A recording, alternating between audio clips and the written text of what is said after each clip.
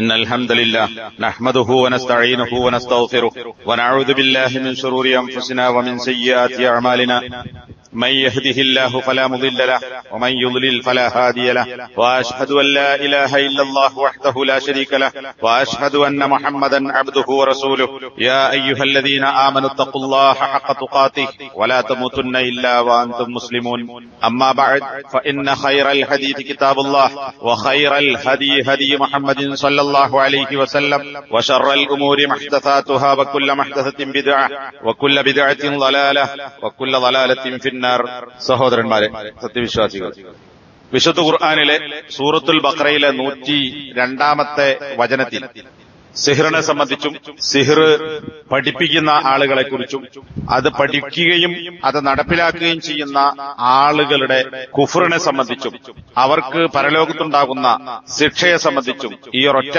ആയത്തിലൂടെ അല്ലാഹു സുബ്ഹാനഹു വ തആല വിശദീകരിച്ചിട്ടുണ്ട്. നബി സല്ലല്ലാഹു അലൈഹി വസല്ലമയുടെ വിവിധ ഹദീസുകളിൽ അതിനെ സംബന്ധിച്ച് അതിന്റെ ഇനങ്ങളെ സംബന്ധിച്ചും വിശദീകരിച്ചതും ധാരാളം ഹദീസുകളിൽ നമുക്ക് കാണാം.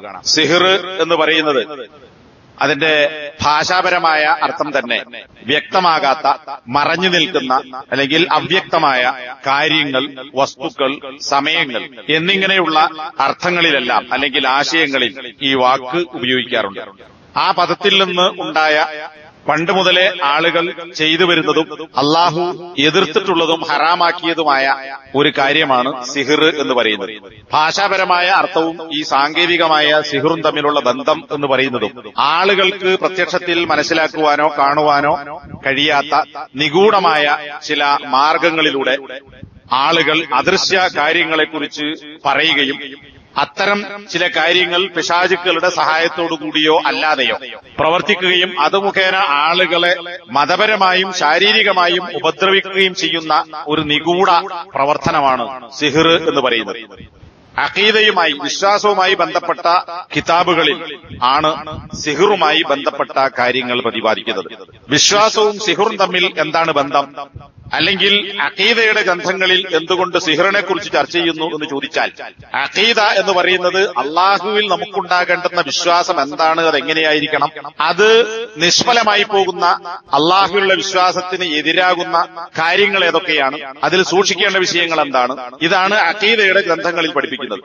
അതുകൊണ്ട് തന്നെ മനുഷ്യന്റെ വിശ്വാസത്തെ തകർക്കുകയും തൗഹീദിനെ ശിർക്കാക്കി മാറ്റുകയും ഈമാനിൽ നിന്ന് കുഫ്റിലേക്കും എത്തിപ്പെടുകയും ചെയ്യുന്ന ഒരു കാര്യം എന്നതുകൊണ്ടാണ് സിഹ്റിനെ കുറിച്ച് അഖീദയുടെ ഗ്രന്ഥങ്ങളിൽ പണ്ഡിതന്മാർ വിശദീകരിച്ചതായി നമുക്ക് കാണാൻ കഴിയുന്നത്. അപ്പൊ അത് കൃത്യമായി നമ്മൾ മനസ്സിലാക്കാതെ പോയാൽ ഒന്നുകിൽ ശിർക്കിലേക്കും കുഫ്റിലേക്കും, ഇനി അതില്ലാത്ത തരത്തിൽപ്പെട്ട സിഹ്റാണെങ്കിൽ കടുത്ത പാപത്തിലേക്കും മനുഷ്യൻ എത്തിച്ചേരുകയും അവന്റെ ദുനിയാവും ആഖിറവും രണ്ടും നഷ്ടപ്പെടുകയും ചെയ്യും എന്ന കടുത്ത ഒരു തിന്മയായതുകൊണ്ട് തന്നെ വിശ്വാസികൾ ഈ കാര്യങ്ങൾ കൃത്യമായി മനസ്സിലാക്കേണ്ടതുണ്ട്. എവിടെയോ നടക്കുന്ന, ആരോ പറഞ്ഞുകൊണ്ടിരിക്കുന്ന, നമ്മളുമായി യാതൊരു ബന്ധവുമില്ലാത്ത കാര്യമാണിത് എന്ന് ആരും വിചാരിക്കേണ്ടതില്ല. നമ്മുടെ ചുറ്റുവട്ടങ്ങളിൽ മുസ്ലിം പണ്ഡിതന്മാർ എന്ന് പറയുന്ന ആളുകൾ തന്നെ ഇത്തരം സിഹ്റിന്റെ പ്രവർത്തനങ്ങൾ നടത്തുകയും നടത്തിയ സിഹ്റിനെ നിർവീര്യമാക്കാൻ, ബോംബൊക്കെ നിർവീര്യമാക്കാറുണ്ട്, സ്ഫോടക വസ്തുക്കൾ നിർവീര്യമാക്കും. ഇതുപോലെ നടത്തിയ സിഹ്റിനെ നിർവീര്യമാക്കാൻ അതിന് മറു സിഹ്ർ നടത്തുന്നത്, ഇതൊക്കെ ഒരേ ടീം തന്നെയാണ്, ഒരേ ആളുകളാണ് രണ്ടും ചെയ്യുന്നത്. കാരണം രണ്ടു കൂട്ടരോട് പൈസ കിട്ടും, രണ്ടു കൂട്ടരെയും ഫസാദിലാക്കാൻ പറ്റും, രണ്ടു കൂട്ടരുടെയും വിശ്വാസത്തെ നശിപ്പിക്കാൻ സാധിക്കും. ഈ അപകടകരമായ കാര്യങ്ങൾ ഇന്നും നടന്നുകൊണ്ടിരിക്കുന്നു എന്നുള്ളത് നമ്മുടെ ചുറ്റുവട്ടങ്ങളിൽ നടന്നുകൊണ്ടിരിക്കുന്ന സംഭവവികാസങ്ങളിൽ നിന്ന് വളരെ വ്യക്തമായി നമുക്ക് ബോധ്യപ്പെടുന്ന കാര്യമാണ്. പല സലഫി പണ്ഡിതന്മാരും സിഹ്റിനെ രണ്ടായി തിരിച്ചത് കാണാം. ഒന്ന്, ചില കെട്ടുകളും മന്ത്രങ്ങളും ജപങ്ങളുമൊക്കെ നടത്തി പിശാചിന്റെ അല്ലെങ്കിൽ പിശാചുക്കളുടെ സഹായത്തോടുകൂടി അവർ നൽകുന്ന, എത്തിച്ചു കൊടുക്കുന്ന ചില വിവരങ്ങളുടെ അടിസ്ഥാനത്തിൽ സിഹ്ർ ചെയ്യപ്പെടുന്ന ആളെ ദ്രോഹിക്കുക എന്ന രീതിയിലുള്ള സിഹ്റാണ്. സാധാരണഗതിയിൽ പലപ്പോഴും നടക്കുന്നത് ഇതാണ്. അതിന്റെ ഇടക്കണ്ണിയായി ശൈത്താൻ ഉണ്ടാകും. ശൈത്താനെ ആരാധിക്കുകയോ ശൈത്താന് ആരാധനയായിത്തീരുന്ന എന്തെങ്കിലും കാര്യങ്ങൾ ചെയ്യുകയോ തൃപ്തിപ്പെടുത്തുകയോ പ്രീതിപ്പെടുത്തുകയോ ചെയ്ത് അള്ളാഹുവിൽ പങ്കുചേർത്ത് പിശാചുക്കളുടെ സഹായത്തോടുകൂടി അല്ലെങ്കിൽ അവർ നൽകുന്ന വിവരത്തിന്റെ അടിസ്ഥാനത്തിൽ ചില കാര്യങ്ങൾ മനുഷ്യൻ ചെയ്തു കൂട്ടുന്നു. ഇത്തരം സിഹർ അത് കുഫറാണ്, ശിർക്കാണ് എന്ന് ഖുർആൻ തന്നെ പറഞ്ഞിട്ടുണ്ട്, ഹദീസുകൾ പഠിപ്പിച്ചിട്ടുണ്ട്, പണ്ഡിതന്മാർ അക്കാര്യങ്ങൾ വ്യക്തമാക്കിയിട്ടുമുണ്ട്. സാധാരണ നടക്കുന്ന സിഹർ അതാണ്. എന്നാൽ എല്ലാ സിഹറും കുഫറോ ശിർക്കോ ആകണമെന്നില്ല. അതാണ് രണ്ടാമത്തെ ഇനം. ഇതും പല സലഫി പണ്ഡിതന്മാരും കിതാബു തൗഹീദിന്റെ ഷർഹിലും അതല്ലാതെ അഖീദയുടെ ഗ്രന്ഥങ്ങളിലുമൊക്കെ വിശദീകരിച്ചത് കാണാം. ഈ രണ്ടാമത്തെ ഇനം കുഫറോ ശിർക്കോ ആകാത്ത രണ്ടാമത്തെ ഇനം എന്ന് പറയുന്നത് അതിനിടയിൽ ഒരു സഹായിയായി ശൈത്താൻ ഉണ്ടാവുകയില്ല. ശൈത്താനെ പങ്കുചേർക്കുക എന്ന് പറയുന്ന ശിർക്കിന്റെയോ കുഫറിന്റെയോ വശവും ഉണ്ടാവുകയില്ല. മറിച്ച് ചില മരുന്നുകളും ചില ചപ്പടി വിദ്യകളും അതുപോലെ തന്നെ ചില ഒറ്റമൂലികൾ, നാടൻ മരുന്ന് എന്നൊക്കെ പറയുന്ന അങ്ങനെയുള്ള ചില ചെടികളും കാര്യങ്ങളും ഒക്കെ കൂട്ടിച്ചേർത്ത് മനുഷ്യന്റെ ബുദ്ധിയെയോ അവന്റെ ഇച്ഛകളെയോ അവന്റെ താല്പര്യങ്ങളെയോ ശരീരത്തെയോ ഒക്കെ നശിപ്പിക്കാനും ഉപദ്രവിക്കാനും വേണ്ടി ചെയ്യുന്ന ചില കാര്യങ്ങളാണ്. അത് ശൈത്താന്റെ സഹായമില്ലാതെ ശിർക്കിന്റെ വശങ്ങളില്ലാത്തത് കൊണ്ട് അങ്ങനെയുള്ള സിഹർ ചെയ്യുന്ന ഒരാൾ മുശ്രിക്കോ കാഫറോ ആയിത്തീരുകയില്ല. എന്നാൽ മനുഷ്യരെ മതപരമായും ശാരീരികമായും ഉപദ്രവിക്കുക എന്ന് പറയുന്ന കടുത്ത രണ്ട് തിന്മകൾ വരുന്നത് കൊണ്ട് തന്നെ വലിയ തിന്മകളിൽപ്പെട്ട ഒരു കാര്യമാണ് എന്നതിൽ തർക്കമില്ല. ഈ രണ്ട് തരത്തിലുള്ള സിഹർ നടത്തുന്നവരായിരുന്നാലും അവർക്കുള്ള ശിക്ഷ എന്ന് പറയുന്നത് അവരെ കൊല്ലുക എന്നതാണ്. അതിനുള്ള കാരണം സിഹർ ചെയ്യുന്നവൻ ആദ്യം പറഞ്ഞ ഇനത്തിലൂടെയാണെങ്കിൽ അവൻ കാഫറായി തീർന്നു, മുശ്രിക്കായി തീർന്നു. കാഫറിനെ കൊല്ലുക എന്ന് പറയുന്നത് ഒരാളുടെ രക്തം അനുവദിക്കപ്പെടുന്ന 3 കാര്യങ്ങളിൽ ഒന്നായി ഖുർആനിന്റെ സൂചനയിൽ നിന്നും ഹദീസിന്റെ വിശദീകരണത്തിൽ നിന്നും മനസ്സിലാക്കാൻ സാധിക്കും. അപ്പോൾ ഇസ്ലാമിക രാജ്യത്ത് സിഹർ ചെയ്യുന്ന ഒരുത്തൻ അവൻ നേരത്തെ മുസ്ലിം ആയിരുന്നുവെങ്കിൽ പിന്നെ അവൻ കാഫറായി തീർന്നു, സിഹർ ചെയ്യുന്നതിലൂടെ മുശ്രിക്കായി തീർന്നു. അങ്ങനെ ഇസ്ലാമിൽ നിന്ന് പുറത്തുപോയ ഒരുത്തനെ കൊല്ലേണ്ടതാണ്, അല്ലെങ്കിൽ കൊല്ലാവുന്നതാണ്. ഇനി രണ്ടാമത്തെ ഇനമാണെങ്കിൽ അവൻ കാഫറോ മുശ്രിക്കോ ആകുന്നില്ല, മുസ്ലിം തന്നെയാണ്. പക്ഷെ സിഹറിന്റെ ശിർക്കല്ലാത്ത കുഫറല്ലാത്ത ഈ രണ്ടാമത്തെ ഇനം ചെയ്യുന്നു. അവിടെ ഉണ്ടാകുന്ന ഫലം എന്ന് പറയുന്നത് മറ്റൊരുത്തനെ ശാരീരികമായോ ബുദ്ധിപരമായോ മാനസികമായോ നശിപ്പിക്കുക എന്നതാണ്. അങ്ങനെ ഒരു മനുഷ്യൻ മറ്റൊരു മനുഷ്യനെ ഇപ്പറയുന്ന ഉപദ്രവങ്ങൾ ഏൽപ്പിക്കുക എന്ന് പറയുന്നത് ഭൂമിയിൽ കുഴപ്പമുണ്ടാക്കലാണ്. ഇത്തരത്തിലുള്ള പ്രക്രിയകൾ നടത്തുന്ന ആളുകൾ രാജ്യത്ത് ജീവിച്ചിരിക്കുമ്പോൾ മറ്റുള്ള ആളുകൾക്ക് ഈ പറയുന്ന മേഖലകളിലെല്ലാം ഉപദ്രവങ്ങൾ ഉണ്ടായിത്തീരും. വിശുദ്ധ ഖുർആൻ ഇന്നമാ ജസാഉല്ലദീന യുഹാരിബൂനല്ലാഹ എന്ന് പറഞ്ഞുകൊണ്ട് ഭൂമിയിൽ ചില ആളുകൾക്ക് നൽകേണ്ടുന്ന 3 തരത്തിലുള്ള ശിക്ഷയെക്കുറിച്ച് പറയുന്നിടത്ത് ഒരു കാര്യം ഖുർആൻ പറയുന്നത് വയസ്ഊന ഫിൽ അർളി ഫസാദ, ഭൂമിയിൽ കുഴപ്പമുണ്ടാക്കുന്നവർ അവരെ ക്രൂശിക്കുകയോ നാടുകടത്തുകയോ ചെയ്യണമെന്നുള്ള ശിക്ഷാരീതികൾ ഖുർആൻ വിശദീകരിച്ചതായി കാണാം. ഞാൻ ആയത്ത് നോതി വിശദീകരിക്കുന്നില്ല, ഇവിടെ ഈ വിഷയവുമായി ബന്ധപ്പെട്ടത് മാത്രം സൂചിപ്പിക്കാം. അപ്പൊ ആ പറഞ്ഞ 3-ൽ ഒരു കാര്യം ഭൂമിയിൽ കുഴപ്പമുണ്ടാക്കുക എന്നതാണ്. അപ്പൊ സിഹർ ചെയ്ത് ശിർക്കും കുഫറും അല്ലെങ്കിൽ പോലും ആളുകളെ ഉപദ്രവിക്കുവാനും നശിപ്പിക്കുവാനുമുള്ള മാർഗം സ്വീകരിക്കുക എന്ന് പറയുന്നത് രാജ്യത്ത് കുഴപ്പമുണ്ടാക്കലാണ്. കുഴപ്പമുണ്ടാക്കുന്നവനെ അവന് നൽകേണ്ടുന്ന ശിക്ഷകളിൽ ഒന്ന് അവനെ കൊല്ലുക എന്നതാണ്. ആ നിലക്ക് ഒന്നാമത്തെ ഇനത്തിൽ പെടാത്ത ശിർക്കും കുഫറും അല്ലാത്ത സിഹർ ചെയ്യുന്നവനെയും വധിക്കാവുന്നതാണ്. അപ്പൊ രണ്ടായിരുന്നാലും സിഹർ നടത്തുന്നവൻ കൊല്ലപ്പെടണം. ഒരാൾക്ക് അയാൾ ചെയ്യുന്ന തിന്മയുടെ അടിസ്ഥാനത്തിൽ നൽകപ്പെടുന്ന ശിക്ഷ, ആ ശിക്ഷ നടപ്പിലാക്കപ്പെട്ടാൽ ഇപ്പൊ വ്യഭിചാരിയെ എറിഞ്ഞു കൊല്ലണം, കൊന്നവനെ കൊല്ലണം, കട്ടവന്റെ കൈമുറിക്കണം, കുഴപ്പമുണ്ടാക്കുന്നവനെ നേരത്തെ പറഞ്ഞ രീതിയിൽ ക്രൂശിക്കുകയോ നാടുകടത്തുകയോ മറ്റോ ചെയ്യണം. അപ്പൊ ഈ തരത്തിലുള്ള ഇസ്ലാമിക ശിക്ഷാവിധികൾ, ഹദ്ദുകൾ നടപ്പിലാക്കപ്പെട്ടാൽ ആ ഹദ്ദോടുകൂടി ഒരുത്തൻ പാപത്തിൽ നിന്ന് മുക്തനായി അവൻ ശുദ്ധീകരിക്കപ്പെട്ടു. വ്യഭിചരിച്ച ഒരുത്തനെ എറിഞ്ഞു കൊന്നാൽ ആ എറിഞ്ഞുകൊല്ലുക എന്ന ദുനിയാവിലെ ശിക്ഷയോടുകൂടി അവൻ ശുദ്ധീകരിക്കപ്പെടും. മായിസിന്റെ സംഭവം നബിയുടെ അടുക്കൽ വന്നുകൊണ്ട് എന്നെ ശുദ്ധീകരിക്കണമെന്നാണ് അദ്ദേഹം ആവശ്യപ്പെട്ടത്. എന്താ ശുദ്ധീകരണം? വ്യഭിചരിച്ചുപോയി, ആ വ്യഭിചാരത്തിൽ നിന്ന് എന്നെ ശുദ്ധീകരിക്കാൻ എന്നെ എറിഞ്ഞു കൊല്ലുക എന്ന് നബിയോട് ആവശ്യപ്പെടുകയാണ്. അപ്പൊ ശിക്ഷാവിധികൾ നടപ്പിലാക്കപ്പെടുമ്പോൾ പാപി ശുദ്ധീകരിക്കപ്പെടുന്നു. എന്നാൽ കുഫറും ഷിർക്കുമായി തീരുന്ന പിശാചിനെ ഉപയോഗപ്പെടുത്തി നടത്തുന്ന ഷിർക്ക് ഒരാൾ ചെയ്യുന്നതോടുകൂടി അവനെ എറിഞ്ഞുകൊല്ലണം. എറിഞ്ഞുകൊന്നാലും അവൻ പശ്ചാത്തപിച്ച് അതിൽ നിന്ന് പിന്മാറിയിട്ടില്ലെങ്കിൽ അവൻ ശുദ്ധീകരിക്കപ്പെടുകയില്ല. കാരണം എന്താ? സിഹിർ ചെയ്യുന്നതോടുകൂടി ഒന്നാമത്തെ ഇനത്തിൽപ്പെട്ടതാണെങ്കിൽ അവൻ മുശ്രിക്കായി, കാഫറായി. കാഫറിനെ കൊന്നാലും ശിക്ഷ നടപ്പിലാക്കിയാലും കൊല്ലപ്പെടുന്നതോടുകൂടി കാഫർ മുസ്ലിമാവുകയില്ല. അപ്പൊ ആ കൊല്ലപ്പെട്ട സാഹിർ ഇസ്ലാമിൽ നിന്ന് പുറത്തുപോയി എന്ന നിലക്കാണ് കൊല്ലപ്പെടുന്നത്. അതുകൊണ്ട് തന്നെ അവന്റെ വേണ്ടി മയ്യിത്ത് നിസ്കരിക്കേണ്ടതില്ല, അവനെ മുസ്ലിങ്ങളുടെ ഖബർസ്ഥാനിൽ മറമാടേണ്ടതുമില്ല. എന്നാൽ രണ്ടാമത്തെ രീതിയിൽ സിഹിർ നടത്തിയ ആളാണെങ്കിൽ, ശിർക്കും കുഫറും അല്ലാത്ത സിഹിർ നടത്തിയ ആളാണെങ്കിൽ, നാട്ടിൽ ഫസാദ് ഉണ്ടാക്കി എന്ന പേരിൽ അവനെ കൊല്ലുകയാണെങ്കിൽ അവൻ കാഫറോ മുശ്രിക്കോ ആയിട്ടില്ല. അതുകൊണ്ട് അവന് വേണ്ടി മയ്യിത്ത് നിസ്കരിക്കാം, അവനെ മുസ്ലിങ്ങളുടെ ഖബർസ്ഥാനിൽ മറവ് ചെയ്യാം. ഇതാണ് ഈ രണ്ട് രീതികളും തമ്മിലുള്ള വ്യത്യാസവും വിശ്വാസത്തിലുണ്ടാകുന്ന പ്രതിഫലനങ്ങളും അവർക്ക് നൽകപ്പെടുന്ന ശിക്ഷയിലുള്ള വ്യത്യാസവും. അപ്പൊ ഇത് വളരെ ചുരുക്കി ഞാൻ സൂചിപ്പിച്ചതാണ്. ഇത്രയും പറഞ്ഞത് നാം സിഹിറിന്റെ ഗൗരവം മനസ്സിലാക്കേണ്ടതുണ്ട് എന്നതുകൊണ്ടാണ്. ഇനി ചർച്ച ചെയ്യപ്പെടുന്ന പലപ്പോഴും വിവാദമാകാറുള്ള ഒരു കാര്യം, വിവാദമോ അതിന്റെ ന്യായീകരണങ്ങളോ മറുപടികളോ ഒന്നും പറയാൻ ഇവിടെ സമയമുണ്ടാവുകയില്ല. ചില ആളുകൾ പറയും സിഹിർ എന്ന് പറയുന്നത് ഒരു സ്വാധീനവുമില്ലാത്ത വെറും ഒരു കാര്യം മാത്രമാണ്, അതിന് ഒന്നും ഒരു ചുക്കും ചെയ്യാൻ സാധിക്കുകയില്ല. ഇത് അഹ്ലുസുന്നത്തി വൽ ജമാഅത്തിന്റെ വിശ്വാസമല്ല. അഹ്ലുസുന്നത്തിന്റെ പണ്ഡിതന്മാർ, അതുപോലെ തന്നെ സലഫി പണ്ഡിതന്മാർ ഖുർആനിന്റെയും ഹദീസിന്റെയും അടിസ്ഥാനത്തിൽ വിശദീകരിച്ചിട്ടുള്ളത് സിഹിർ എന്ന് പറയുന്നത് യുഅസ്സിറു ബിലാ ശക്കിൻ. ഷെയ്ഖ് മുഹമ്മദ് ബിൻ സാലിഹ് അൽ ഉസൈമിന്റെ വാചകമാണ് അദ്ദേഹത്തിന്റെ കിതാബ് തൗഹീദിന്റെ ശർഹിൽ. സിഹിറിന് സ്വാധീനമുണ്ട്, അസറുണ്ട് എന്നത് സംശയമില്ലാത്ത കാര്യമാണ്. ഒരാൾക്ക് മനസ്സിൽ തോന്നലുകൾ ഉണ്ടാക്കാൻ, അതുപോലെ തന്നെ ചെയ്യാത്ത കാര്യങ്ങൾ ചെയ്തു എന്ന് തോന്നിപ്പിക്കാൻ, അങ്ങനെയുള്ള തോന്നലുകൾ ഉണ്ടാക്കാനും ആ തോന്നലുകളുടെ അടിസ്ഥാനത്തിൽ അയാളുടെ മനസ്സിനെ ദുർബലപ്പെടുത്തുവാനും അത് മുഖേന അയാളെ ശാരീരികമായി തന്നെ നശിപ്പിക്കുവാനും ഒക്കെ സിഹിർ കൊണ്ട് സാധിക്കും. നബി സല്ലല്ലാഹു അലൈഹി വസല്ലമക്ക് സിഹിർ സംഭവം ബാധിച്ചു എന്ന് പറയുന്ന ഇമാം ബുഖാരി തന്റെ സ്വഹീഹിൽ റിപ്പോർട്ട് ചെയ്തിട്ടുള്ള ഹദീസിൽ നിന്ന് അക്കാര്യങ്ങളാണ് മനസ്സിലാക്കാൻ സാധിക്കുന്നത്. എന്നാൽ സിഹിറിന് ഒരു വസ്തുവിനെ മറ്റൊരു വസ്തുവാക്കി മാറ്റാൻ സാധിക്കുകയില്ല. ഈ മരത്തെ സ്വർണമാക്കാൻ സാധിക്കുകയില്ല, സ്വർണത്തെ മരമാക്കാൻ സാധിക്കുകയില്ല, കയറിനെയും വടിയെയും പാമ്പാക്കി മാറ്റാൻ സാധിക്കുകയില്ല. അപ്പൊ ഒരു കയറിനെ പാമ്പാക്കി മാറ്റുകയാണെങ്കിൽ അതൊരു വസ്തുവിനെ മറ്റൊരു വസ്തുവാക്കി മാറ്റലാണ്.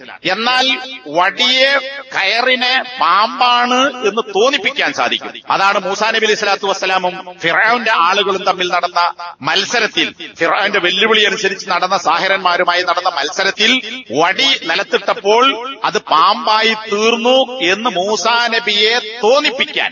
ഒരിക്കലും വടി പാമ്പായിട്ടില്ല, പക്ഷെ വടി പാമ്പായി എന്ന് മൂസാ നബിക്ക് തോന്നിയത് ആ സിഹിറിന്റെ ഫലമാണ്, അതൊരസറാണ്. പക്ഷെ ഒരിക്കലും വടിയെ പാമ്പാക്കി മാറ്റാൻ സാഹിറന്മാർക്ക് സാധിച്ചിട്ടില്ല.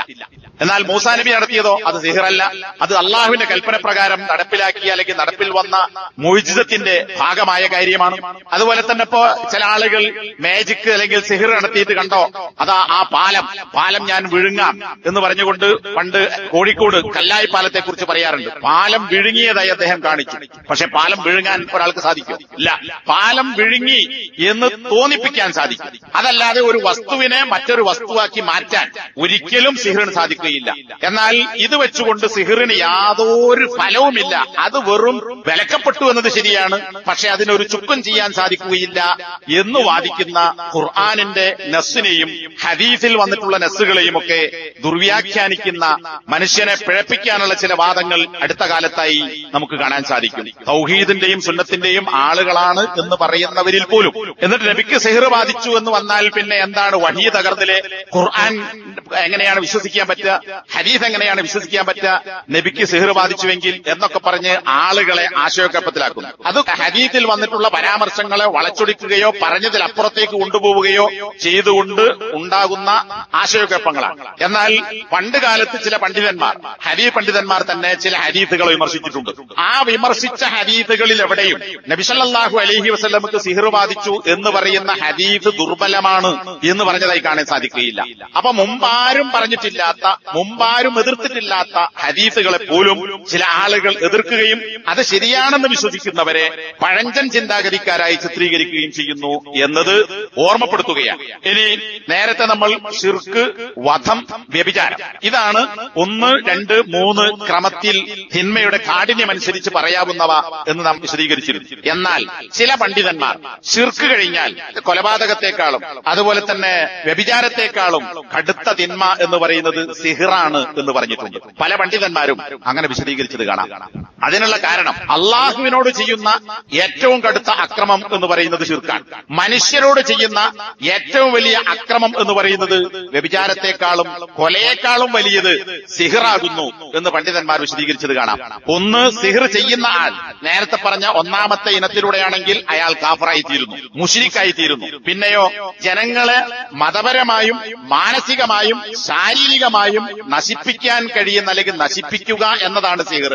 അതുകൊണ്ട് തന്നെ മനുഷ്യന് വരുത്തുന്ന ഏറ്റവും വലിയ ഒരക്രമമാണ് സിഹ്ർ എന്നതുകൊണ്ട് ശിർക്ക് കഴിഞ്ഞാൽ ഏറ്റവും കടുത്ത പാപം സിഹ്റാണ് എന്ന് പല പണ്ഡിതന്മാരും വിശദീകരിച്ചിട്ടുണ്ട്. ശൈഖ് ഇബ്നു ബാസ് റഹ്മത്തുള്ളാഹി അലൈഹിയോട് ഈ വിഷയകമായി ഒരു ചോദ്യം ചോദിച്ചതിന് അദ്ദേഹം പറഞ്ഞിട്ടുള്ള മറുപടിയുടെ അവസാന ഭാഗത്ത് അദ്ദേഹം തന്നെ പറയുന്നത് കാണാം, വൽ ഖുലാസ, പറഞ്ഞതിന്റെ രക്തചുരുക്കം, ആളുകളെ കൊല്ലുക എന്ന് പറയുന്നത് സിഹ്റിന്റെ താഴെയുള്ള ഒരു തിന്മയാണ്. കാരണം സിഹ്ർ എന്ന് പറയുന്നത് കുഫ്റാണ്. സാഹിർ അവൻ അവിശ്വാസിയായതിന് ശേഷമല്ലാതെ സിഹ്റുമായി ബന്ധപ്പെടുന്നില്ല. അപ്പൊ സിഹ്ർ നടത്തുന്നവൻ ആ സിഹ്ർ ചെയ്യുന്നതിലൂടെ അവൻ കാഫറായി തീരുന്നു. അതുപോലെ തന്നെ അവൻ പിശാചിനെ ആരാധിച്ചുകൊണ്ട് ഇബാദത്ത് ചെയ്തുകൊണ്ട് അവനെ തൃപ്തിപ്പെടുത്തിക്കൊണ്ട് ശിർക്ക് ചെയ്യുക എന്ന സംഭവം ഉണ്ടായിത്തീരുന്നു. അപ്പൊ ശിർക്കും കുഫ്റും ഉണ്ടായിത്തീരുന്നു. വലിഹാദാ ഖറന ബിശ്ശിർക്കി, 7 വൻപാപങ്ങളെ കുറിച്ച് നിങ്ങൾക്ക് ഞാൻ സബഉൽ മുബിഖാത്ത് അതിനെക്കുറിച്ച് പറഞ്ഞു തരട്ടെയോ എന്ന് നേരത്തെ നമ്മൾ മനസ്സിലാക്കിപ്പോയ ഹദീസിൽ ശിർക്കിന് ശേഷം നബി സല്ലല്ലാഹു അലൈഹി വസല്ലമ എണ്ണിയിട്ടുള്ളത് വസ്സിഹ്റു, സിഹ്ർ എന്നാണ്. ശിർക്ക് പിന്നെ സിഹ്ർ. അപ്പൊ ശിർക്കിനോട് ചേർത്ത് സിഹ്റിനെ പറയാൻ കാരണം നേരത്തെ വിശദീകരിച്ചതുപോലെ ഏറ്റവും കടുത്ത മനുഷ്യനോട് ചെയ്യുന്ന ഉപദ്രവം എന്ന് പറയുന്നത്, അക്രമം എന്ന് പറയുന്നത് സിഹ്റാണ്. അതുകൊണ്ട് തന്നെ കൊലപാതകത്തെക്കാൾ വ്യഭിചാരത്തെക്കാൾ ഏറ്റവും കടുത്തത് സിഹ്റാകുന്നു എന്നതാണ് ശൈഖ് ഇബ്നു ബാസിന്റെ ഈ വിശദീകരണത്തിൽ മനസ്സിലാക്കാൻ സാധിക്കുന്നത്. സൂറത്തുൽ ബഖറയിലെ 102-ാമത്തെ ആയത്ത് അദ്ദേഹം തെളിവായി കൊണ്ടുവരികയും ചെയ്യുന്നു. കാരണം സിഹ്റിന്റെ 2 ഇനങ്ങളിൽ ഒന്നാമത്തെ ഇനം ശിർക്ക് വരുന്ന കുഫ്ർ വരുന്ന സിഹ്റാണ്. സാഹിർ പറയുന്നത് അദൃശ്യകാര്യങ്ങൾ എനിക്കറിയാം, ഇന്ന സംഗതി ഇവിടെ കുഴിച്ചുമൂടിയിട്ടുണ്ട്, ഇന്ന സംഗതി അവിടെ വെച്ചിട്ടുണ്ട്, ഇന്ന സാധനം ഇവിടെ വെതറിയിട്ടുണ്ട്, അതുകൊണ്ട് ഇന്നാലിന്ന കാര്യങ്ങൾ സംഭവിക്കും, ഇന്ന ആപത്ത് വരാൻ പോകുന്നു എന്ന് സിഹ്ർ ചെയ്യുന്ന ആൾ പറയുന്നത് എന്തിന്റെ അടിസ്ഥാനത്തിലാ? അയാൾക്ക് കൈപറിയോ? ഇല്ല. മറഞ്ഞ കാര്യങ്ങൾ, അതുപോലെ തന്നെ മനുഷ്യന് കണ്ടെത്താൻ കഴിയാത്ത കാര്യങ്ങൾ, ഇതൊക്കെ പ്രവചിക്കുകയും പറയുകയും പ്രസ്താവിക്കുകയും ചെയ്യുന്നത് പിശാചിന്റെ സഹായത്തോടു കൂടിയാണ്. പിശാചിനും കൈപറയാൻ സാധിക്കുകയില്ല. ഈ സൂറത്തുൽ ബഖറയിലെ 102-ാമത്തെ ആയത്തിൽ അള്ളാഹു പറയുന്നു, ഞങ്ങൾ സിഹ്ർ പഠിപ്പിച്ച 2 ആളുകൾ, ഞങ്ങൾ ഫിത്നയാണ്, ഞങ്ങളെ കൊണ്ട് നിങ്ങളാരും ഫിത്നയിലായി കാഫറാകരുത് എന്ന് സിഹ്ർ പഠിപ്പിച്ച ആളുകൾ പറഞ്ഞിട്ടുണ്ട്. അപ്പൊ സിഹ്ർ പഠിക്കുന്നവനും പഠിപ്പിക്കുന്നവനും കാഫറായിത്തീരുന്നു. അതുപോലെ തന്നെ അദൃശ്യ കാര്യങ്ങൾ ഇവർ പറയുന്നു. ഇതൊക്കെ ഖുർആനിനും സുന്നത്തിനും അഖീദക്കും എതിരായ കാര്യങ്ങളാണ് എന്നതുകൊണ്ടാണ് ശിർക്ക് കഴിഞ്ഞാൽ ഏറ്റവും കടുത്ത തിന്മ സിഹ്റായിത്തീരുന്നത് എന്നതാണ്. ഷെയ്ഖ് മുഹമ്മദ് ഇബ്നു സാലിഹ് അൽ ഉസൈമീൻ അദ്ദേഹവും നേരത്തെ പറഞ്ഞ ഹദീദ് വിശദീകരിച്ചുകൊണ്ട് ഇക്കാര്യം പറഞ്ഞതായി കാണാൻ സാധിക്കും. മനുഷ്യനോട് ചെയ്യുന്ന അക്രമങ്ങളിൽ ഏറ്റവും ഗുരുതരമായത് സിഹ്റാകുന്നു. കാരണം സിഹ്ർ ചെയ്യപ്പെടുന്ന ആളുടെ ദുനിയാവിനെയും അവന്റെ ദീനിനെയും രണ്ടിനെയും നശിപ്പിക്കുന്നു. അതുകൊണ്ട് ശിർക്കിനോട് ചേർന്ന് വരുന്ന തിന്മയായി സിഹ്ർ തീർന്നിരിക്കുന്നു അല്ലെങ്കിൽ ആയിരിക്കുന്നു എന്ന് ശൈഖ് ഉസൈമീനും അതുപോലെ വേറെയും പല പണ്ഡിതന്മാരും വിശദീകരിച്ചത് നമുക്ക് കാണാം. അപ്പോ ഈ ഒരു അഭിപ്രായം അല്ലെങ്കിൽ ഒരു വീക്ഷണം നമ്മൾ മനസ്സിലാക്കണം. ശിർക്ക് കഴിഞ്ഞാൽ ഏറ്റവും കടുത്ത തിന്മ സിഹ്റാണ് എന്ന് പറഞ്ഞ പണ്ഡിതന്മാരുണ്ട്. അതിന് ന്യായീകരണങ്ങൾ നേരത്തെ പറഞ്ഞവയാണ്. ഇനി അതിനുള്ള തെളിവുകൾ പരിശോധിച്ചാൽ സൂറത്തുൽ ബഖറ 102-ാമത്തെ ആയത്ത്, ഈ ആയത്തത്തിന്റെ വിശദീകരണങ്ങൾ നമ്മളെ വീട്ടിൽ ഖുർആൻ പരിഭാഷകളുണ്ട്, തഫ്സീറുകളുണ്ട്, അതൊക്കെ നമ്മൾ വായിച്ച് മനസ്സിലാക്കുക. ആ ആയത്തിൽ അല്ലാഹു സുബ്ഹാനഹു വ തആല പറയുന്നത്, വമാ കഫറ സുലൈമാൻ വലാകിന്ന ശയാതീന കഫറു യുഅല്ലിമുന അന്നാസ സിഹ്റ. സുലൈമാൻ നബി കാഫറായിട്ടില്ല. കാരണം ജൂതന്മാർ പറഞ്ഞത് സുലൈമാൻ നബിയാണ് ഞങ്ങൾക്ക് സിഹ്ർ പഠിപ്പിച്ചു തന്നത് എന്നാണ്. സിഹ്ർ പഠിപ്പിക്കൽ കുഫറാണെങ്കിൽ സിഹ്ർ പഠിപ്പിച്ച സുലൈമാൻ സുലൈമാൻ നബി അതോടുകൂടി കാഫറായിത്തീരും. അപ്പൊ സുലൈമാൻ നബിയാണ് ഞങ്ങൾക്ക് സിഹിർ പഠിപ്പിച്ചത് എന്ന് പറയുന്നത് വാസ്തവമല്ല. സുലൈമാൻ നബി സിഹിർ പഠിപ്പിക്കാത്തത് കൊണ്ട് തന്നെ സുലൈമാൻ നബി കാഫറായിട്ടില്ല അള്ളാഹു പറയാണ്. എന്നിട്ട് എന്താ പറയുന്നത്? എന്നാൽ ശൈത്താന്മാർ കാഫറായിരിക്കുന്നു. എന്താ കാരണം? യുഅല്ലിമൂനന്നാസ സിഹ്റ, പിശാചുക്കൾ മനുഷ്യർക്ക് സിഹിർ പഠിപ്പിച്ചു. ആ സിഹിർ പഠിപ്പിച്ചതിലൂടെ നേരത്തെ തന്നെ കാഫറായ ശൈത്താന്മാർ വീണ്ടും കാഫറായിരിക്കുന്നു. ശൈത്താന്മാർ കാഫിരീങ്ങളാണ്. അപ്പൊ സിഹിർ പഠിപ്പിച്ചത് കൊണ്ടോ വീണ്ടും കാഫറായി. അപ്പൊ സൂറത്തുൽ ബഖറയിൽ ഈ ആയത്തിലൂടെ അള്ളാഹു അക്കാര്യം പഠിപ്പിക്കുന്നുണ്ട്. അപ്പൊ സിഹിർ പഠിപ്പിക്കുന്നവർ കുഫറാണ് ചെയ്യുന്നത്, അതിലൂടെ അവർ കാഫിരീങ്ങളായി മാറിയിരിക്കുന്നു. അപ്പൊ എന്തായി? നമ്മള് ആരെങ്കിലും സിഹിർ ചെയ്താൽ, സിഹിർ ചെയ്യുന്നവനെ സമീപിച്ചാൽ, അവർ പറയുന്ന കാര്യങ്ങൾ വിശ്വസിച്ചാൽ അതിലൂടെ അവൻ കാഫറായി മുശ്രിക്കായി മാറും. അതേ ആയത്തിൽ തന്നെ ഹാറൂത്ത് മാറൂത്ത് എന്നീ അല്ലാഹു സുബ്ഹാനഹു വ തആല നിശ്ചയിച്ച രണ്ടാളുകളെ കുറിച്ച്, അവരെ ആ മലക്കുകളെ കുറിച്ച് പറയുന്നിടത്ത് നമുക്ക് കാണാം, ആ രണ്ടാളുകളും ഒരാളെയും പഠിപ്പിച്ചിട്ടില്ല. ഹത്താ യഖൂലാ ഇന്നമാ നഹ്നു ഫിത്നത്തുൻ ഫലാ തക്ഫുർ, ഞങ്ങൾ നിങ്ങളെ ഇക്കാര്യം പഠിപ്പിക്കാൻ വേണ്ടി വന്നവരാണ്, പക്ഷെ നിങ്ങൾ പഠിച്ച് ഞങ്ങൾ പരീക്ഷണമാണ്. ഞങ്ങളിൽ നിന്ന് ആര് പഠിക്കുന്നു, പഠിക്കാതിരിക്കുന്നു. ഞങ്ങൾ പഠിപ്പിക്കുന്നത് പഠിക്കാൻ വന്ന് പഠിക്കുകയും അത് പ്രയോഗിക്കുകയോ ചെയ്താൽ നിങ്ങൾ ഫിത്നയിലാകും. ഞങ്ങൾ പഠിപ്പിക്കുന്ന സിഹിർ പഠിച്ച് ഫലാ തക്ഫുർ, നിങ്ങൾ കാഫറുകളാകേണ്ടതില്ല. അപ്പൊ എന്തായി? ഒന്നാമത്തെ ആ ആയത്തിന്റെ ആദ്യ ഭാഗത്ത് സിഹിർ പഠിപ്പിക്കൽ കുഫറാണ്, ഇവിടെയോ സിഹിർ പഠിക്കൽ കുഫറാണ്. അപ്പൊ പഠിപ്പിച്ചവൻ കാഫറായി, പഠിച്ചവനും കാഫറായി. എന്നിട്ട് അതുകൊണ്ടുണ്ടാകുന്ന ദൂഷ്യവശങ്ങൾ ഖുർആൻ വിശദീകരിക്കുന്നു. ഈ രണ്ട് ഹാറൂത്തിൽ നിന്നും മാറൂത്തിൽ നിന്നും 6 ആളുകൾ പഠിച്ചെടുത്തത് സിഹിർ, അതുകൊണ്ടുണ്ടാകുന്ന ഫലം എന്താണ്? ഒരു ഫലവും ഇല്ലാന്നല്ല. എന്താ? മാ യുഫർരിഖൂന ബിഹി ബൈനൽ മർഇ വ സൗജിഹി, ഭാര്യ ഭർത്താക്കന്മാർക്കിടയിൽ വേർപിരിക്കുന്ന കാര്യങ്ങളെയാണ് അവർ പഠിച്ചെടുത്തത്. അപ്പോ ഭാര്യ ഭർത്താക്കന്മാരെ തെറ്റിക്കാൻ, സ്നേഹിതന്മാരെ തെറ്റിക്കാൻ, ജ്യേഷ്ഠാനുജന്മാരെ തെറ്റിക്കാൻ, കുടുംബങ്ങളെ തെറ്റിക്കാൻ ഇതിന് സിഹിർ നടത്താറുണ്ട്. ചേർക്കാനും സിഹിർ നടത്തും. ഭാര്യയുടെ കയ്യിൽ പ്രത്യേകമായി സാഹിർ ചെയ്തു കൊടുത്ത കാര്യം കെട്ടിയാൽ ഭാര്യയ്ക്ക് ഭർത്താവിനെ ആകർഷിക്കാൻ സാധിക്കുന്നു. അപ്പൊ ഭർത്താവിന് ഭാര്യയോട് സ്നേഹമുണ്ടാകുന്നു. തിരിച്ചും ഭർത്താവിന്റെ കയ്യിൽ കെട്ടിയാൽ ഭാര്യയെ ആകർഷിക്കാൻ സാധിക്കുന്നു. അങ്ങനെ പിണങ്ങി നിൽക്കുന്നവരെ ഇണക്കുവാനും, സ്നേഹമില്ലാത്തവരെ സ്നേഹമുണ്ടാക്കുവാനും, പ്രേമമില്ലാത്തവരെ പ്രേമിപ്പിക്കുവാനും, ഇതൊക്കെ ഒന്ന് കലാലയങ്ങളിലും മറ്റും നടക്കുന്നത് പ്രേമുണ്ടാക്കാൻ വേണ്ടി ചെയ്യുന്ന സിഹിറുകൾ മുസ്ലിങ്ങളായവരും അല്ലാവരും ചെയ്ത ഇന്നും നിലവിലുള്ള സംഗതിയാണ്. അന്വേഷിക്കാൻ മനസ്സിലാവും. പിന്നെ ഈ സ്നേഹത്തിലുള്ളവരെ പിരിക്കാൻ രണ്ടിനും സിഹിർ ഉപയോഗിക്കുന്നു. ഇതിനാണ് പണ്ഡിതന്മാർ സർഫ് അത്ഫ് എന്ന് പറയുന്നത്. സിഹിറിന്റെ ഫലമനുസരിച്ച് 2 രീതികൾ. സർഫ് എന്ന് പറഞ്ഞാൽ ചേർന്ന് നിൽക്കുന്നവരെ പിരിക്കുക.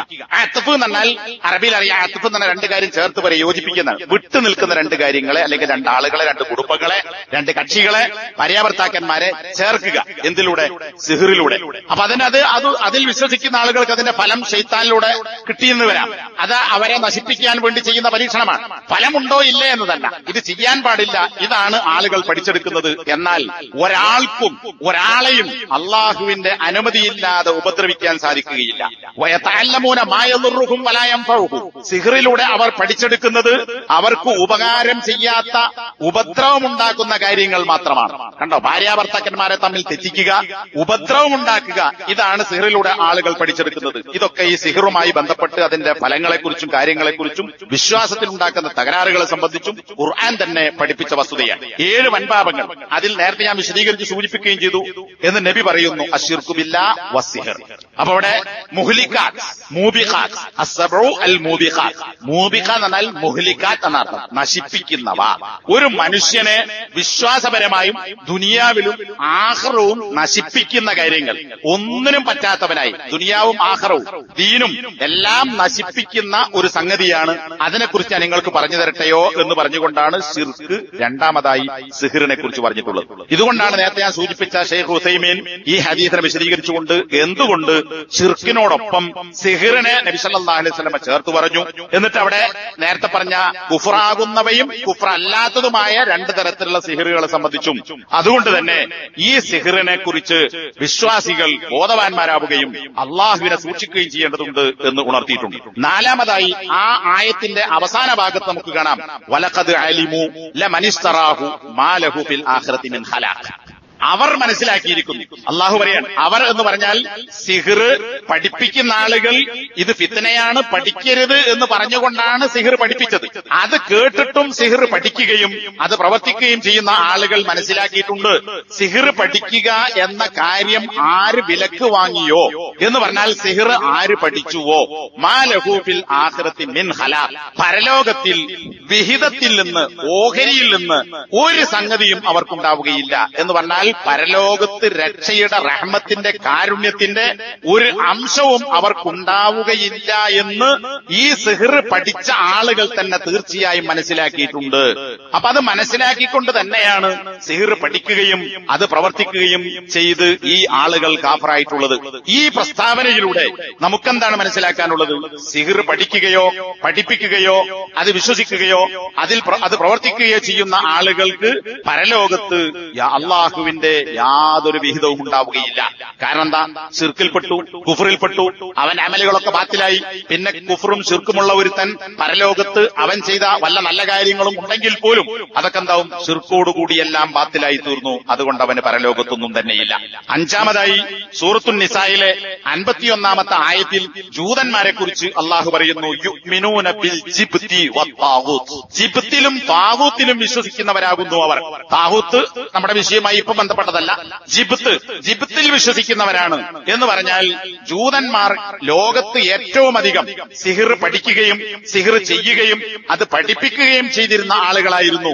അതുകൊണ്ടാണ് ജൂതന്മാരെ കുറിച്ച് അള്ളാഹു പറഞ്ഞത് അവർ ജിബ്ത് എന്നതിന് പല പണ്ഡിതന്മാരും നൽകിയ വിശദീകരണം നമുക്ക് കാണാൻ സാധിക്കും. സിഹിറിൽ വേറെയും പല വ്യാഖ്യാനങ്ങളും അല്ലെങ്കിൽ അതിൽ പെടുന്ന വേറെയും പല കാര്യങ്ങളും. ഏതായാലും സിഹിർ അതിൽ പെടും എന്ന് പറഞ്ഞ തർക്കല്ല. അപ്പൊ സിഹിറിൽ അവർ വിശ്വസിക്കുന്നവരാകുന്നു എന്ന് പറഞ്ഞാൽ എന്താ? സിഹിർ അത് ഗൈബിയായ വിശ്വാസമാണ്, പിശാചിനെ അള്ളാഹുവിൽ പങ്കുചേർക്കലാണ്. അത്തരം ശിർക്കിന്റെയും കുഫറിന്റെയും പ്രവർത്തനമാകുന്ന കാര്യത്തിൽ അത് ചെയ്യാമെന്നും പഠിക്കാമെന്നും പഠിപ്പിക്കാമെന്നും അതുകൊണ്ട് ആളുകളെ ഉപദ്രവിക്കാമെന്നും ഒക്കെ മനസ്സിലാക്കുകയും വിശ്വസിക്കുകയും ചെയ്ത ആളുകളാകുന്നു അവർ എന്ന് ജൂതന്മാരെ കുറിച്ച് അള്ളാഹു പറഞ്ഞിട്ടുണ്ട്. എന്തിനാണ് അങ്ങനെ പൂർവ്വ സമുദായങ്ങളെ കുറിച്ച് അള്ളാഹു ഉറപ്പെടുത്തിയത്? നമ്മൾ അങ്ങനെ ആകാതിരിക്കാനാണ്. അതുപോലെ തന്നെ ഇബ്നു ഹിബ്ബാൻ ഉദ്ധരിക്കുകയും ഷെയ്ഖ് അൽബാനി അദ്ദേഹത്തിന്റെ അസ്സഹീഹയിൽ രേഖപ്പെടുത്തുകയും ചെയ്ത ഒരു ഹദീസ് കാണാം. 3 ആളുകൾ സ്വർഗത്തിൽ പ്രവേശിക്കുകയില്ല. ഒന്ന് മുഴുകുടിയൻ, രണ്ടാമത്തേത് സിഹിറിൽ വിശ്വസിക്കുന്നവൻ, മൂന്നാമത്തേത് രക്തബന്ധം മുറിച്ചു കളയുന്നവൻ. ഇതിൽ നമ്മുടെ വിഷയവുമായി ബന്ധപ്പെട്ടത് സിഹിറിൽ വിശ്വസിക്കുന്നവൻ. സിഹിറിന് ഫലമില്ലെന്നും സിഹിറിന് ഫലമുണ്ടെന്ന് വിശ്വസിച്ചാൽ അത് കുഫറാണെന്നും സിഹിർ വലിക്കുമെന്ന് വിശ്വസിച്ചാൽ ശിർക്കാണെന്നും പറയുന്ന ആളുകൾ അത് തെറ്റിദ്ധരിപ്പിക്കാൻ വേണ്ടി ഈ ഹദീസ് ഓതും. കണ്ടോ, നബി പറഞ്ഞില്ലേ, വലാ മുഅ്മിനുൻ ബിസിഹിറിൻ, സിഹിറിൽ വിശ്വസിക്കുന്നവൻ സ്വർഗത്തിൽ പ്രവേശിക്കുകയില്ല. എന്നിട്ട് എന്താ പറയാ? സിഹിറിന് സ്വാധീനമുണ്ട്, സിഹിറിന് തോന്നലുകൾ ഉണ്ടാക്കാൻ സാധിക്കും, സിഹിർ കൊണ്ട് ഉപദ്രവം വരുത്താൻ സാധിക്കും എന്ന് വിശ്വസിച്ചവൻ സ്വർഗത്തിൽ പോവുകയില്ല. അപ്പൊ നബിക്ക് സിഹിർ ബാധിച്ചു എന്ന് വിശ്വസിക്കുന്നവൻ സ്വർഗത്തിൽ പോവുകയില്ല. അങ്ങനെയാണ് വ്യാഖ്യാനിച്ചുകൊണ്ടുപോവുക. ഈ ഹദീസ് അല്ലാതെ വേറെ ഒരു ഹദീസ് ഉണ്ട്, മുസദ്ദിഖും ബിസ്സിഹർ, സിഹിറിനെ സത്യപ്പെടുത്തുന്നവൻ. അത് അഹ്മദ്, ഇബ്നു ഹിബ്ബാൻ ഒക്കെ ഈ ഹദീസ് ഉദ്ധരിച്ചിട്ടുണ്ട്. ഇപ്പറയുന്ന ഹദീസിനെ വിശദീകരിച്ചുകൊണ്ട് കിതാബ് തൗഹീദിൽ ഷെയ്ഖ് മുഹമ്മദ് ബിൻ സാലിഹ് അൽ ഉസൈമീൻ വിശദീകരിച്ചത്, അതേ മാത്രമല്ല വേറെ പല പണ്ഡിതന്മാരും വിശദീകരിച്ചത്, സിഹിറിൽ വിശ്വസിക്കുക എന്നോ സിഹിറിനെ സത്യപ്പെടുത്തുക എന്നോ പറഞ്ഞാൽ അതിന്റെ അർത്ഥം സിഹിറിന് ഫലമുണ്ട് എന്ന് വിശ്വസിക്കുക എന്നതല്ല. സിഹിറിന് ഫലമുണ്ട് എന്നതിൽ യാതൊരു സംശയവുമില്ല. മറിച്ചെന്താണ്? സാഹിറിന്റെ അടുക്കൽ പോകാം, സിഹിർ ചെയ്യിപ്പിക്കാം, സിഹിർ കൊണ്ട് ആളെ ഉപദ്രവിക്കാം, അല്ലെങ്കിൽ സാഹിറിന് അദൃശ്യമായ കാര്യങ്ങൾ അറിയാനും പറയാനും അതുകൊണ്ട് ഉപകാരോപദ്രവങ്ങൾ വരുത്താനും ഒക്കെ സാധിക്കും എന്ന് വിശ്വസിക്കുക. അതിന്റെ ഇനത്തിൽപ്പെട്ടതാണ് ജ്യോത്സ്യന്മാരെ സമീപിക്കുക. ജ്യോത്സ്യന്മാർ ആകാശത്തുള്ള നക്ഷത്രങ്ങളെ നോക്കി അതിന്റെ ഉദയസ്ഥാനത്തെയും അസ്തമയസ്ഥാനത്തെയും അതിന്റെ സഞ്ചാരപഥങ്ങളെയും രാശികളെയും നോക്കി ഇന്ന കാര്യം ഭൂമിയിൽ സംഭവിക്കും, ഇന്നതുണ്ടാവുകയില്ല, നിനക്ക് നല്ല കാര്യം വരാൻ പോകുന്നു, നിനക്ക് കടം വരാൻ പോകുന്നു, നിനക്ക് ഭാഗ്യം വരാൻ പോകുന്നു, ഇങ്ങനെ ഭൂമിയിലുള്ള കാര്യങ്ങളെ നക്ഷത്രങ്ങളുടെ സഞ്ചാര ഉദയ അസ്തമയവുമായി ബന്ധപ്പെടുത്തി പറയുന്ന ആളുകൾ, ഇതാണ് ജ്യോത്സ്യന്മാർ. ഈ ജ്യോത്സ്യന്മാർ പറയുന്ന ഈ അദൃശ്യ കാര്യങ്ങളെ കുറിച്ചുള്ള അറിവ്, അതിനെ സംബന്ധിച്ചുള്ള വാദം, ഇതും സിഹിറിൽപ്പെട്ടതാണ്. ഇതൊക്കെ വിശ്വസിക്കുക എന്ന് പറയുന്നവൻ സ്വർഗത്തിൽ പോവുകയില്ല എന്നാണ് ലോകത്തുള്ള പണ്ഡിതന്മാരൊക്കെ ഇതിനെ വിശദീകരിച്ചത്. എന്നാൽ ചില ആളുകൾ പറയും, എന്താണ്, അല്ല, സിഹിറിന് ഫലമുണ്ട് എന്ന് വിശ്വസിക്കുന്നവരാണ്. അപ്പൊ കണ്ടോ, ഈ പാർട്ടി മറ്റേ പാർട്ടി ആ ഗ്രൂപ്പ് ബലൊക്കെ ശിർക്കായി എന്ന് പറയും. ഇത് ലോകത്താരും പറയാത്ത അഭിപ്രായം. അപ്പോ സിഹിറിൽ അത് പ്രവർത്തിക്കുകയും അതിനെ സമീപിക്കുകയും ചെയ്യുന്നവൻ സ്വർഗത്തിൽ പോവുകയില്ല എന്നതും സിഹിറിന്റെ ഗൗരവമായി നമ്മൾ മനസ്സിലാക്കേണ്ടതുണ്ട്. മറ്റൊരു ഹദീസ് നമുക്ക് കാണാം. ഇമാം ബസ്സാർ, തൊബറാനി ഒക്കെ റിപ്പോർട്ട് ചെയ്ത ഹദീസിൽ 3 ആളുകളെ കുറിച്ച് പറയുന്നു.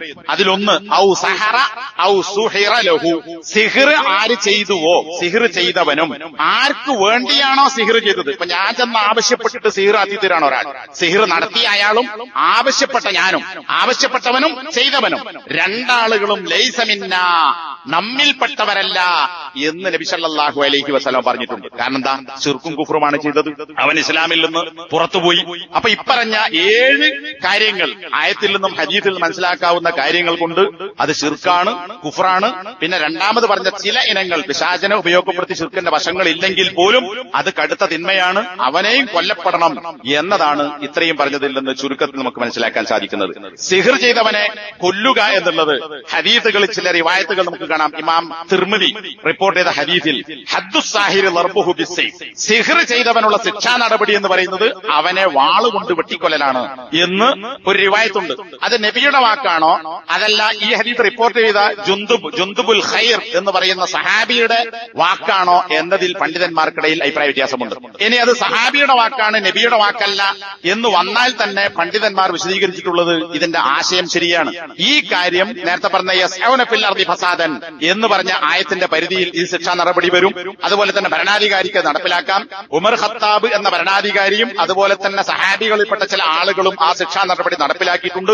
ഇമാം മാലിക് ഇബ്നു അനസ് ഈ അഭിപ്രായക്കാരനാണ് എന്ന് ഈ ഹദീസ് ഉദ്ധരിച്ച ശേഷം ഇമാം തിർമിദി തന്നെ അദ്ദേഹത്തിന്റെ 1460 നമ്പർ ഹദീസിൽ അദ്ദേഹം വിശദീകരിച്ചിട്ടുണ്ട്.